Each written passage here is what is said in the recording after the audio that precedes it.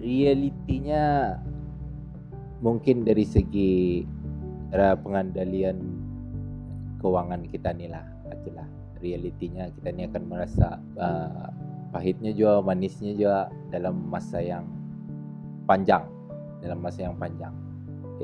Bukannya mudah untuk meniti, untuk berjaya tu, tapi mungkin yalah, mudah-mudah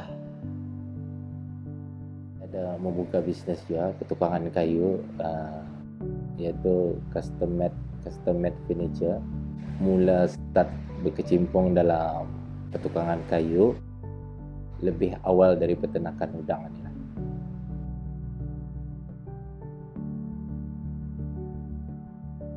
Nama saya Awang Kurmin bin Awang Haji Bini.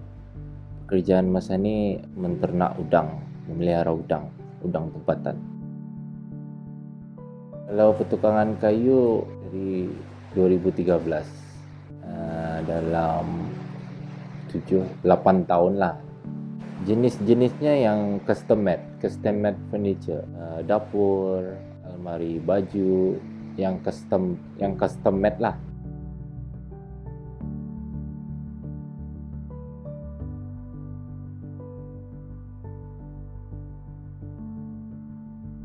Selalunya dalam sehari itu, dalam masa yang sama saya ada bekerja juga di tukang kayu tu, sama juga di peternakan udang. Buat masa ni selalunya monitor dorang bekerja, sama melihat kualiti dorang lah. Keadaan alhamdulillah masih berjalan dengan tempahan yang kami terima. Sama juga dengan ternakan udang, masih ada pengeluaran udang. Sebenarnya dari orang sekeliling bilang, kawan-kawan, saudara-saudara, jadi mulut ke mulut sampai membuka Facebook, membuka IG. So now orang sudah maklum lah benda tu. Mostly cabaran itu dari segi pembuatan pulang saja. Kalau dari segi barangan banyak di Brunei. Kalau dari segi tukangan ni, ia nak boleh rush, ia mesti mengikut apa yang kemauan orang itu kan. So lagipun benda ni nak boleh laju lah. Ia mesti sabar membuat benda tu. Handle customer yang bukan bilang cerewet ya. Ia teliti betul. Pernah, tapi benda tu kita ni yang bertukang, kita ni yang tahu benda tu. Bukti yang kami buat itulah akan menutup semua yang customer mahu tu. Apabila sudah jadi lawa dengan kemauannya, jadi dia lagi ada bercakap apa-apa untuk benda tu.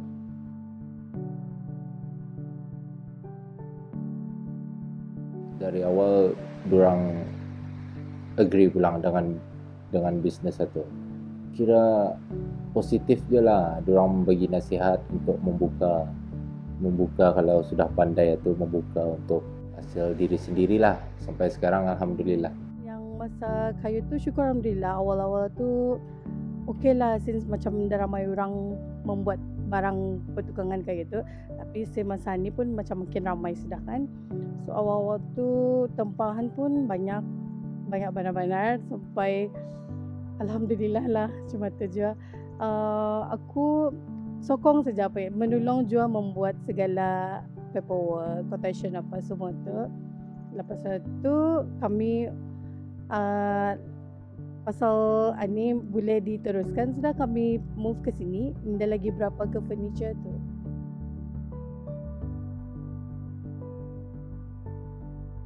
Mula abang meninggal, jadi benda ni ada yang menjalankan. Jadi tanggung jawab saya sebagai salah seorang anaknya untuk menjalankan bisnes ni lah. Cerita awalnya bisnes ni adalah bisnes keluarga.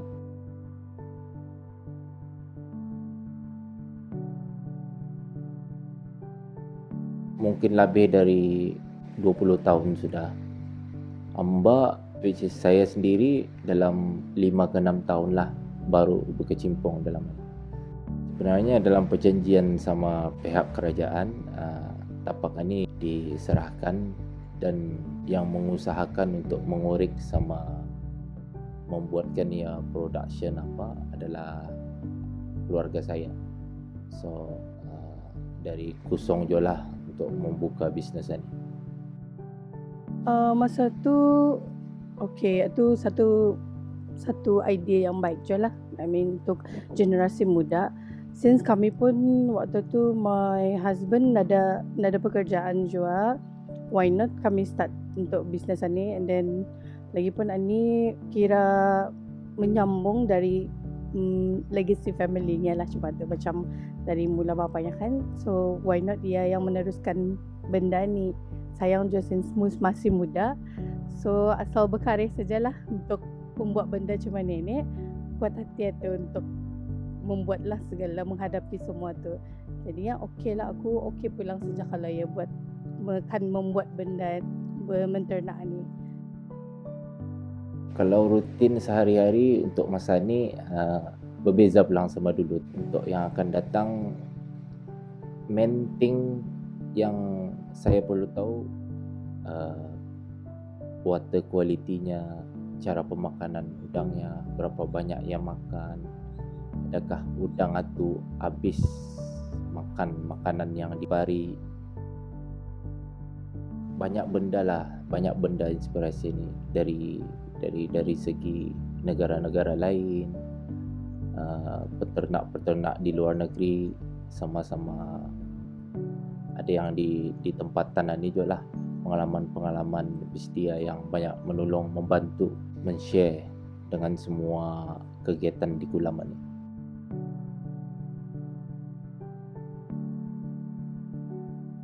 Dua 12 kolam yang ongoing masa ni menghasilkan production ada 6 kolam.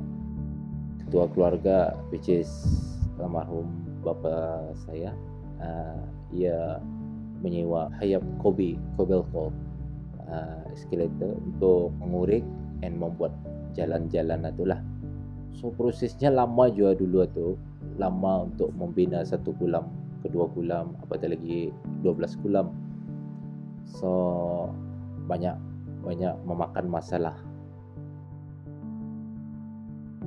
Dalam masa 90 hari untuk menunggu ia besar, atau tertakluk kepada perkembangan bulan ke bulan. So selalunya 90 hari ke 110 hari udang itu sudah boleh dijual, and insyaAllah saiznya saiz tempatan, kira memuaskan selama 3 bulan itulah. Tapi yang paling utama awal-awal sekali kita ni harus menyediakan dia punya bekalan, oksigennya, pemakanannya, which is 60 kilo sehari satu kolam.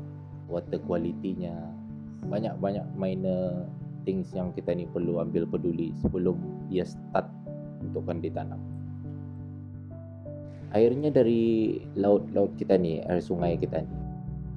Prosesnya itu tu 3 bulan itu untuk memelihara ia besar tu. Ia sebenarnya dari jadi jenis bubuk. Dari sejenis macam bubuk atulah damit. Ya dari PL damit, darinya umur 14 hari, 15 hari. Dia baru lahir umurnya 14 hari, 15 hari kena deliver lah kami. So dalam masa 3 bulan itulah jadual permainan recycle kolam kita ni. Buat masa ni penyusunan saya memang bulan ke bulan itu mesti ada pengeluaran. So ada penghasilan kan. Tinggal lagi cara kita ni, macam mana kita ni kan menjual udang itu lagi. Mula kisahnya benda ni, amba ada tapak di Pasar Gadong. Amba mencuba berjual di sana. Belum lagi mencarilah, tapi untuk niat pertama memang untuk ke Pasar Gadong atau berjual. Tapi masa ni alhamdulillah orang datang untuk mencari udang itu. So ada dua perkara. Orang datang membeli kemari, At the same time, saya pun berjual sendiri di Pasar Gadong. First sebut masa kolam ni baru kami start, kami dua tah yang bekerja jual sementara tu di sini. Lepas tu membantu ke dia menjual-jual udang juga ke customer luar lah, which is kadang-kadang pun kami post ke social media, ke Facebook apa tu, berjual di sana. Plus kirakan cari-cari customer lah untuk menjual-jual udang ni. Tapi so far so good, sekarang family jual lah, menolong jual macam tu. Alhamdulillah jualan tu boleh lah jalan jual lah dari sana macam tu. Dari segi penglibatanku dari awal dulu until now, orang sudah maklum kan yang saya ada melihara udang. Jadi otomatik lah orang-orang yang memerlukan ada menelpon, ada yang mencari, ada yang mau. So ada banyak jenis lah tekniknya, orang sudah mengenali kan.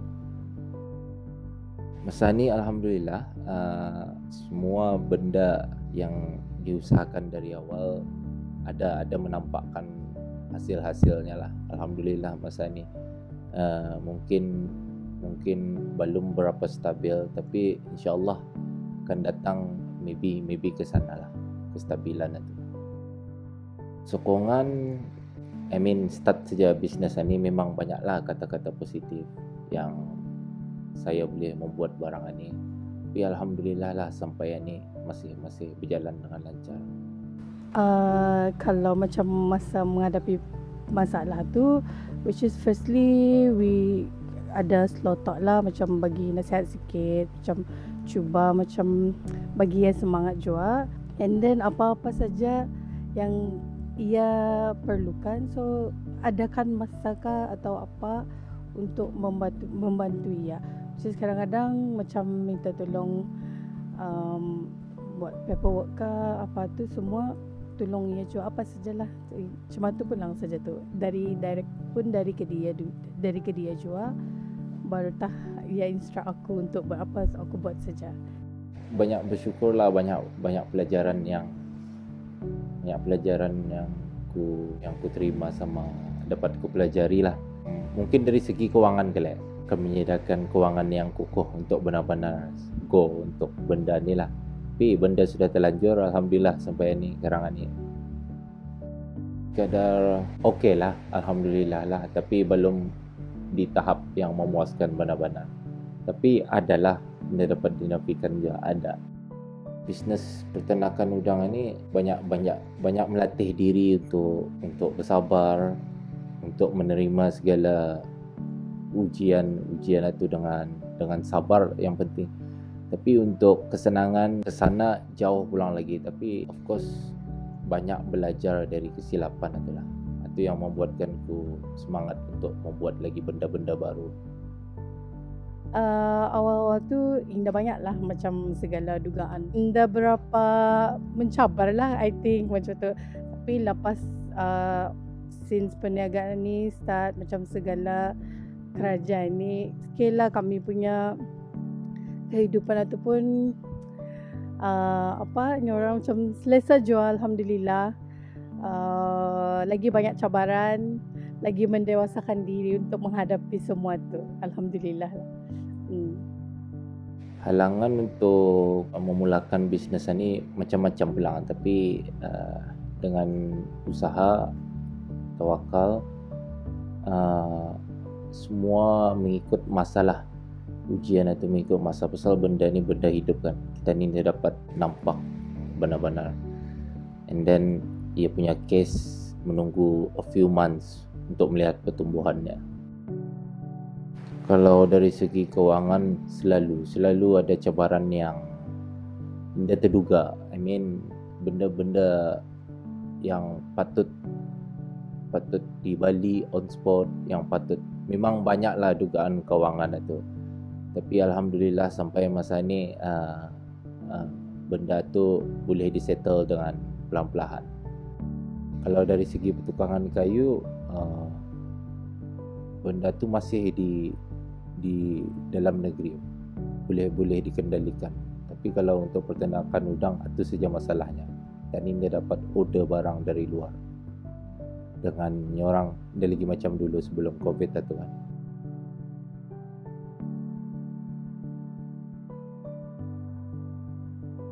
Mungkin ada penaik tarafan untuk dari segi production, menghasilkan production yang banyak, sama untuk mengupgrade cara-cara memelihara udang itulah. Sama juga dengan ketukangan. Buat anak-anak muda yang akan berkecimpung dalam bisnes ini, industri ini, supaya dapat memulakan dengan niat kemauan durang yang paling penting. Kalau sudah kemauan durang okey, insyaallah apa yang durang lakukan itu akan awal akhir akan nampaklah buahnya. Tapi yang paling penting sabarlah. Sabar dengan ujian. Apabila kamu sudah menempuh bisnes ini, memang banyak ujian. Tapi I think much better kalau pasal anak muda ni ya, dia banyak idea yang cantik lah, yang begitu mengikut trend yang masa ni lah. They should menghasilkan sesuatu lah sambil mencari kerja, mungkin benda tu kan jadi bisnes untuknya. Mana tahu, kita ni dah tahu kan. Tak tah kalau kan berniaga atau berusaha apa tu start tah. Kalau indah awal ni bila tak lagi, since masa ni payah sudah kali kan mendapat sebarang pekerjaan itu dengan senang itu, payah sudah. Why not start awal ni, kuatkan semangat, fokuslah yang penting untuk lagi membagi contoh ke generasi yang akan datang.